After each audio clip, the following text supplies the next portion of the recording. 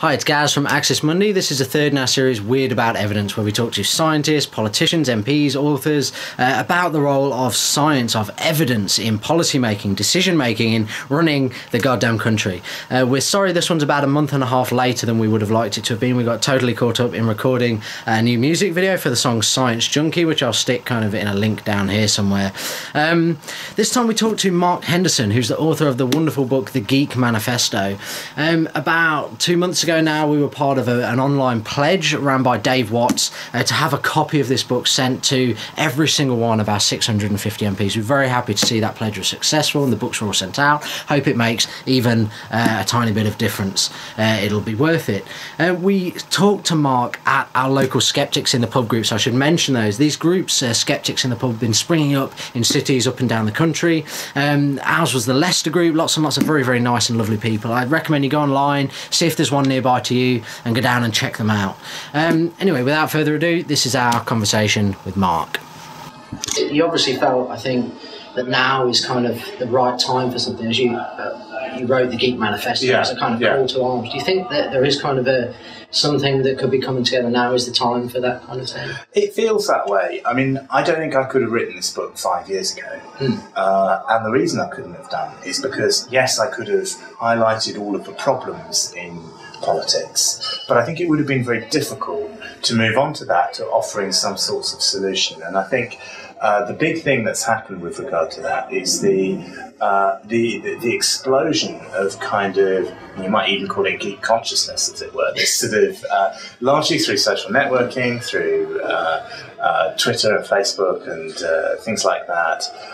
There's been this opportunity for people like yourselves who've always cared about this sort of thing to actually get together into groups and realise that it's not just you and your mate sitting around the pub whinging about David Tredinnick. There's actually loads of you up and down the country who all think the same thing.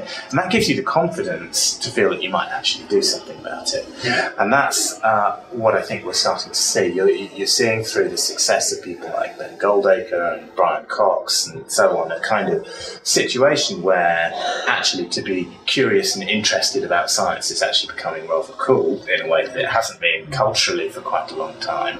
You're seeing through things like the Simon Singh libel case, through the success of Skeptics in the Pub, so up and down the country, that kind of thing.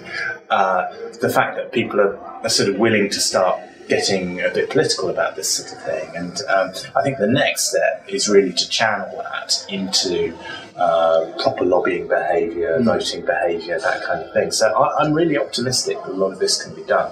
One of the things when you talk about, we have these different systems, we do have like a rigorous testing system for drugs. We do really make sure they work, but we don't quite do that with policy. I think I saw Ben Goldacre recently submitted something to do with running random controlled trials. That's right. On randomised controlled trials on policy. Is that something we should...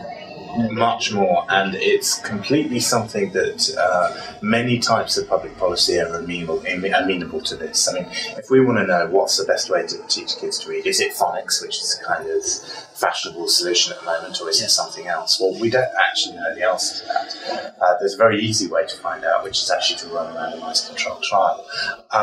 The alternative to doing that is not experimenting with education.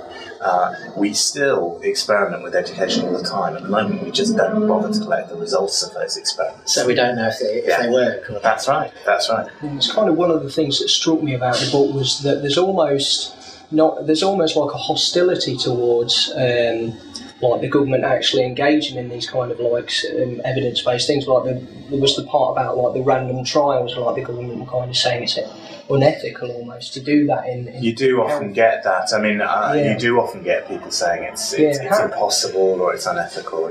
How could we get to the stage where we're changing those kind of attitudes? I think we need to start to do more.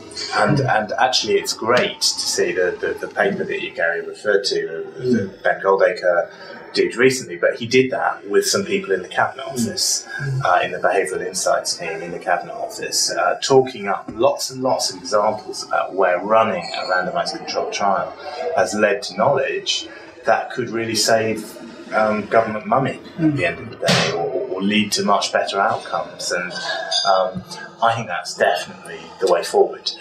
If you show people how this can be done, then it makes people less scared of it. Yeah. Would you say politics is incompatible with the scientific method? No, not at all.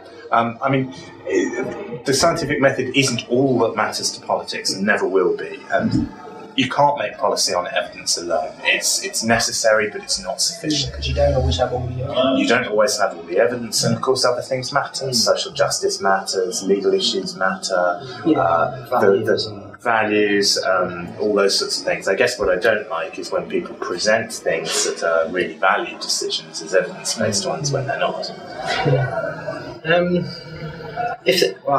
We'll finish up shortly. Sure. If there was one thing that you could change about the way that politicians can handle evidence, what would it be? I think it's that. I think it's the being upfront about actually what's evidence-based and what's something else. It's the idea that it's actually fine to take a decision that's not evidence-based or that's maybe even against the evidence. If there are other good reasons for doing it, maybe that's what you stood on it for election, and you feel you've got to stay true to your manifesto commitment. Fine, say so. Don't claim that there's a reliance on evidence when actually there isn't. And I think the problem with that kind of evidence abuse is it makes it terribly difficult to tell what's actually based on evidence and what isn't. It makes it very hard for the ordinary voter actually to determine why people have done something, and I think that's really quite important. Carl Sagan made the statement about it being quite difficult to distinguish pseudoscience from science when people don't have that ability to understand. Well, it does, and I think that's a very important point. I mean, and if there's one other thing I'd change, it's having more politicians who understand that science isn't just a body of knowledge. It's a way of thinking. Again, it's an approach. It's the most reliable approach that humanity's yet developed for developing reliable knowledge, and we need to use it for that purpose much more than we actually do at the moment.